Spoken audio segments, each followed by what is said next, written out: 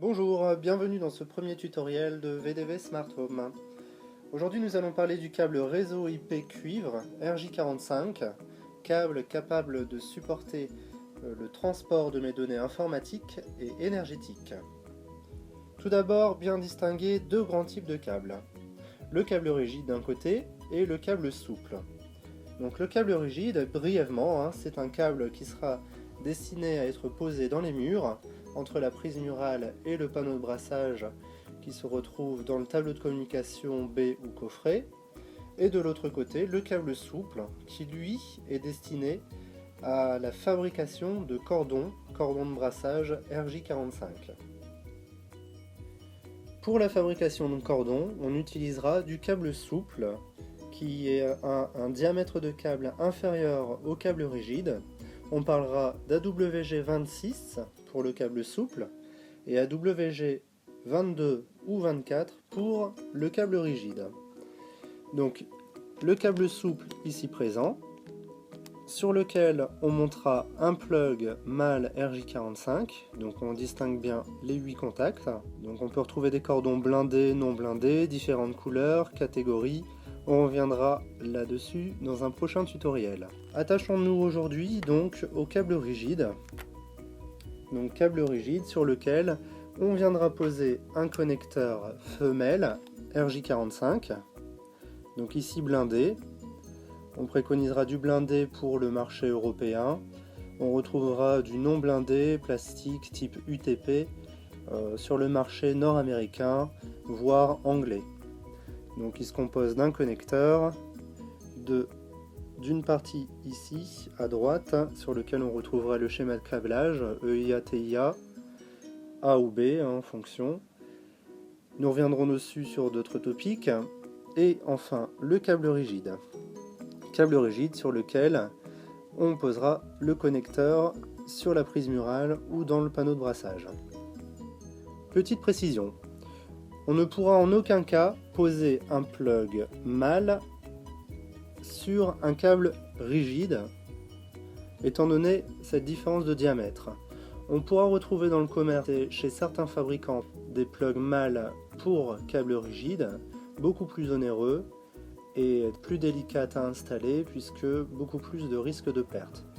Donc, moi je conseillerais plutôt de rester dans la règle de l'art, c'est-à-dire connecteur femelle RJ45 sur câble rigide, câble dans les murs entre la prise et le panneau, suivi des cordons de brassage pour aller donc du PC ou serveur jusqu'au panneau de brassage ou prise murale. Donc le câble rigide et sa composition. On retrouvera bien sûr différents types de gaines, de blindage et de paires. Donc ici on a un câble 4 paires, torsadé. On peut également trouver du 2x4 paires pour monter deux connecteurs sur le même câble. Au niveau de la gaine, tout d'abord, il existe 4 types de gaines. La gaine PUR ou polyuréthane qui résiste à des températures de moins 40 à plus 85 degrés, qui est préconisée pour des installations en environnement perturbé type industriel. Deuxième type de gaine, la gaine PE, polyéthylène, qui résiste à des températures de moins 35 à plus 85 degrés, qui est préconisée pour une pose extérieure car anti-UV. Reste de grandes familles de gaines, le PVC, ou polychlorure de vinyle, de moins 40 à plus 125 degrés, ou plus 115, préconisé pour l'intérieur ou l'extérieur. C'est le câble ou les types de gaines qu'on retrouve le plus fréquemment. Il permet d'être polyvalent, mais pensez en pose extérieure à bien l'installer sous fourreau pour éviter les cas d'usure, voire inondation, ou une dégradation du câble ou de la gaine liée à des rongeurs. Donc on reviendra sur les types de blindage plus tard, entre une armature acier ou autre, plutôt dans le domaine fibre optique où cet élément est important à mentionner. Terminons par le dernier type de gaine, LSOH, qui a les mêmes propriétés que la gaine PVC, mais qui elle est plutôt préconisée pour une application intérieure. En effet, cette gaine permet de réduire la propagation de fumée toxique en cas d'incendie, ce qui peut être principalement préconisé dans le domaine résidentiel ou dans les établissements qui accueilleront du public, type éducation, école, université, hôpital, etc. Concernant la structure de notre câble, nous avons ici une tresse générale au niveau du blindage, un feuillard par paire. On dira qu'il est S/FTP. Donc tout ce qui est à gauche du slash a trait au blindage général, tout ce qui est à droite du slash a trait au blindage par paire. Ainsi on pourra trouver différents types de blindage. Ici le SFTP. On peut également trouver du FFTP, donc un simple feuillard général plus le feuillard par paire. Le FUTP, feuillard général, aucun blindage par paire. À l'inverse, le UFTP, donc aucun blindage général, un blindage par paire. Et enfin, le câble non blindé, UUTP, aucun blindage général, aucun blindage par paire. Donc il sera approprié de poser un câble blindé SFTP ou FTP lorsque on souhaite poser un câble à côté de beaucoup d'autres câbles. Donc le fait d'avoir un câble blindé va permettre d'éviter les perturbations électromagnétiques au sein des conducteurs du même câble, mais également d'un câble avec les autres câbles qui l'entourent. Si le câble que vous souhaitez poser sera posé sous boulotte, seul ou sans autre câble qui pourrait venir perturber la fréquence, auquel cas on pourra rester simplement en câble UTP non blindé qui permettra d'aboutir à une installation un petit peu moins onéreuse. Donc le câble réseau IP cuivre se compose de 4 paires. Torsadé bien entendu. On retrouvera des applications type TV, téléphone et Internet sur les différents conducteurs. Donc les conducteurs 1, 2, 3, 6 pour le transfert de la donnée, les conducteurs 4, 5 pour le transfert du téléphone et 7, 8 pour le transfert de la TV vidéo. En fonction du lieu d'installation, Amérique du Nord, Europe, vous pouvez retrouver différents types de schémas de câblage. EIA-TIA 568A pour ce qui a trait aux installations nord-américaines et 568B pour ce qui a trait plutôt aux installations Europe et autres. Donc bien respecter le schéma de câblage indiqué au dos du connecteur en fonction des couleurs de votre paire sur câble rigide à fixer derrière votre connecteur RJ45 avec ou sans outil. Nous reviendrons plus tard dans d'autres tutoriels sur les différents types de connecteurs, leurs catégories, leurs méthodes de montage. Pour conserver le meilleur rapport débit souhaité sur la distance, il faudra bien garder en tête de ne pas excéder une longueur de 100 mètres. En effet, gardez à l'esprit que le lien channel, c'est-à-dire le lien qui est composé des cordons de brassage et du lien permanent, ne doivent pas excéder 100 mètres.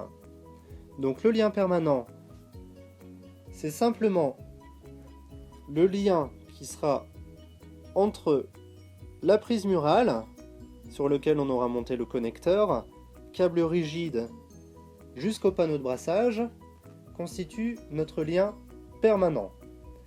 À cela, vous ajoutez les cordons de brassage qui, d'un côté, vont vous permettre de connecter le PC à la prise murale, et de l'autre, le cordon de brassage qui va vous permettre de connecter le panneau de brassage au switch ou matériel actif.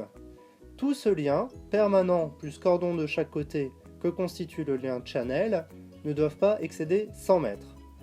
Au-delà des 100 mètres, on aura une perte de débit qui sera croissant en fonction de la distance.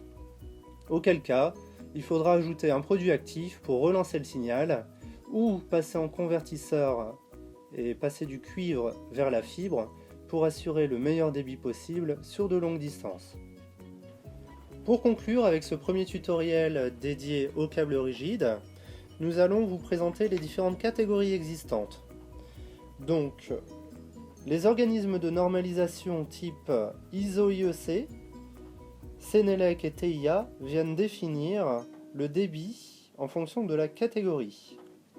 Donc ISO IEC est un organisme de normalisation au standard de câblage composant mondial.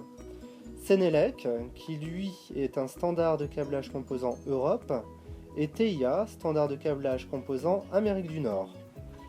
Viennent préciser que la catégorie 5E a trait à 100 MHz, appelée également classe D, la catégorie 6 à 250 MHz, appelée également classe E, la catégorie 6A à 500 MHz, appelée classe EA, qui si elle est certifiée C6A 10 Go, peut atteindre un débit de 10 gigabits. Enfin, nous avons la catégorie 7 et 7A pour des applications plus particulières permettant d'assurer un débit de 600 à 1200 MHz. Donc on montera un connecteur RJ45 sur tous ces types de câbles rigides. Il faut bien préciser que nous sommes dans le cadre de tertiaire, office, industriel, mais également résidentiel. Nous sommes dans la transmission de données informatiques IP, que pour faire transiter des signaux hertziens et satellites, il faut prévoir des types de câbles dédiés au résidentiel. Brièvement, câble grade 3 qui assure des débits jusqu'à 900 MHz avec la transmission possible sur le câble réseau de la télé hertzienne, du téléphone et d'internet. Et enfin le câble grade 3S ou satellite qui permet un débit jusqu'à 2200 MHz et permet de faire transiter le signal TV hertzien ainsi que satellite, data, internet et téléphone. Voilà pour ce premier tutoriel, j'espère que ça vous a été constructif. Nous reviendrons dans un prochain tutoriel sur la possibilité de monter un connecteur sur prise murale,